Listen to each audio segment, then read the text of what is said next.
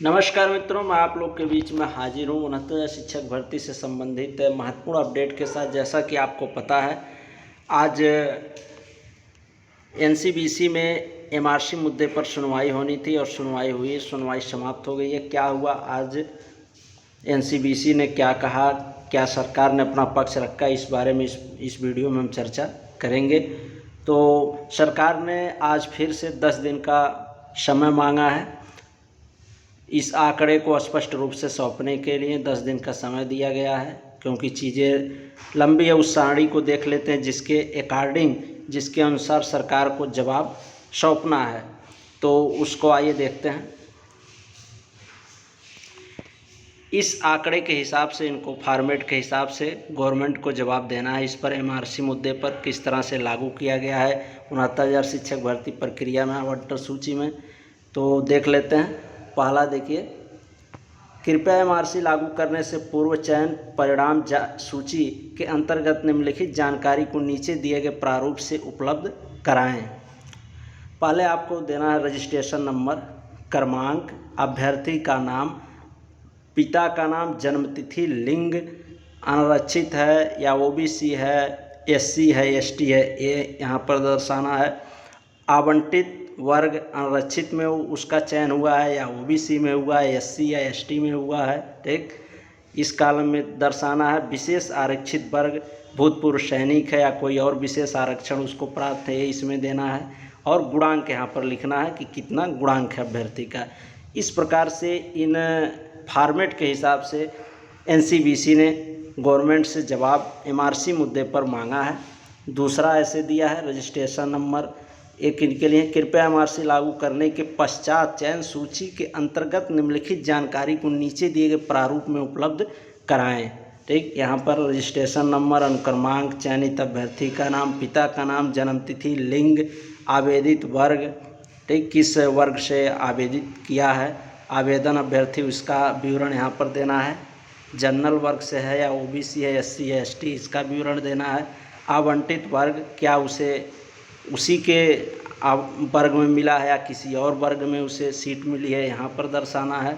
विशेष आरक्षित वर्ग, गुणांक यहाँ पर देना है। तो ये दो फॉर्मेट है। इसके अनुसार से सरकार को एमआरसी प्रकरण पर फॉर्मेट को अनुसार उस चीज़ को सौंपना है, जो भी उन्होंने आरक्षण नियम का पालन किया है चयन सूची में, इसको इस फॉर्मेट में देना है।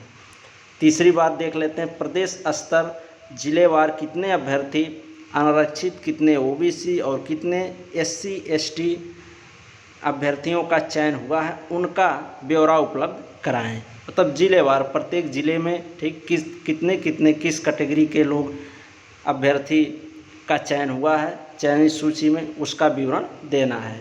चौथी बात है, कृपया सहायक अध्यापक भर्ती चयन अंतिम कटऑफ गुणांक के अंतर्गत निम्नलिखित जानकारी को नीचे दिए गए प्रारूप में उपलब्ध कराएं, ठीक। इसमें करना, अनारक्षित कितने हैं, भूतपूर्व सैनिक हैं, स्वतंत्रता सेनानी, दृष्टिबाधित, श्रवण हास और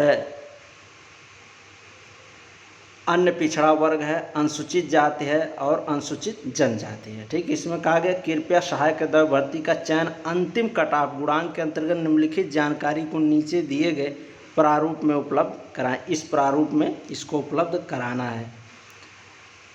पाँचवा, अंतिम चयन में कितने प्रतिशत अनारक्षित अभ्यर्थी, कितने प्रतिशत अन्य पिछड़ा वर्ग, कितने प्रतिशत अभ्यर्थी एससी एसटी अभ्यर्थियों का चयन हुआ है, आधिकारिक सूची उपलब्ध कराएं। छठा पॉइंट है, 69,000 सहायक शिक्षकों के चयन हेतु प्रदेश स्तर पर पूर्व की भांति मूल सूची वर्गवार जारी नहीं की गई, कारण का स्पष्टीकरण दें, ठीक। इन सब चीज़ों का, इन 6 बिंदुओं का ध्यान रखते हुए गवर्नमेंट से आंकड़े को मांगा गया है और गवर्नमेंट को 10 दिन का समय दिया गया है। जब आज सुनवाई शुरू हुई, सरकार के पक्ष से सभी लोग उपस्थित थे, उन्होंने अपनी बात रखी और 10 दिन का समय मांगा कि हम इस फॉर्मेट के अनुसार 10 दिन में आपको इन आंकड़ों को प्रस्तुत आपके सामने कर देंगे। और इसी पर सुनवाई समाप्त हो गई है और यही संपूर्ण अपडेट है। 10 दिन का समय मांगा गया है सरकार द्वारा एमआरसी मुद्दे पर और एनसीबीसी द्वारा समय दिया भी गया, ठीक है। आप जाइए और समय 10 दिन का हम दे रहे हैं और इस फॉर्मेट के अनुसार हमें उस आंकड़े को आरक्षण नियम के एमआरसी रूल का जो भी आपने लागू किया है उसको इस आंकड़े के हिसाब से, इस पूरे आंकड़े के हिसाब से हमें दिखाइए, ठीक, प्रस्तुत करिए हमारे सामने। तो 10 दिन का समय दे दिया गया है एनसीवीसी के द्वारा, राष्ट्रीय पिछड़ा वर्ग आयोग के द्वारा, और सरकार ने 10 दिन का समय मांगा है और कहा है कि हम आंकड़े के अनुसार आपको हम डाटा सौंपेंगे। तो अब 10 दिन के बाद देखना क्या होता है। बाकी स्टे की बात अगर करें तो स्टे अभी भी बरकरार है, इसमें कोई दो राय नहीं है। स्टे अभी भी आयोग के द्वारा लगाया हुआ है, लगा रहेगा जब तक ये स्पष्टीकरण सही रूप से आयोग को दे नहीं देती है गवर्नमेंट, तब तक ये स्टे बरकरार रहेगा, ऐसा आयोग के द्वारा कहा गया है। और इस फॉर्मेट के अनुसार उनको आंकड़े सौंपने हैं गवर्नमेंट को, और जिस दिन ये स्पष्ट आंकड़े दे देते हैं वो स्टे हट जाएगा, नहीं देते हैं तो बात फंसती हुई नज़र आएगी। ठीक मित्रों, धन्यवाद। तो ये रहा आज की सुनवाई का अपडेट एमआरसी मुद्दे पर, जो आपके सामने मैंने बताया।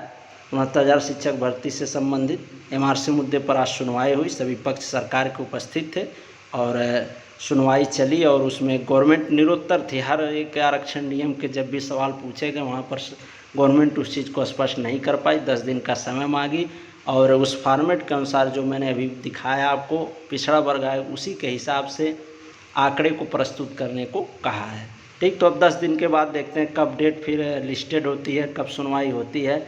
बाकी हाई कोर्ट में इसका भी केस लगने वाला है। इधर 21 तक छुट्टियां बढ़ा दी गई थी हाई कोर्ट की, इसलिए भी लिस्टेड नहीं हुआ मामला। वहाँ भी 10 दिन का समय दिया गया था और ये कहा गया था कि आप 10 दिन के अंदर समस्त आरक्षण नियम एमआरसी रूल के आंकड़े को प्रस्तुत करिए हमारे समक्ष, नहीं तो हम स्टे लगा देंगे।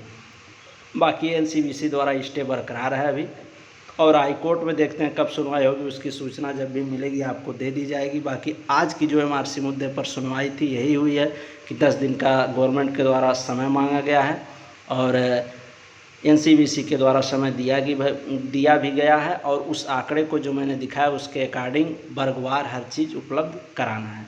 ठीक मित्रों, धन्यवाद। ऐसे ही अपडेट प्राप्त करने के लिए हमारे चैनल को आप सब्सक्राइब कर लीजिए और अन्य साथियों के पास भी शेयर कर दीजिए।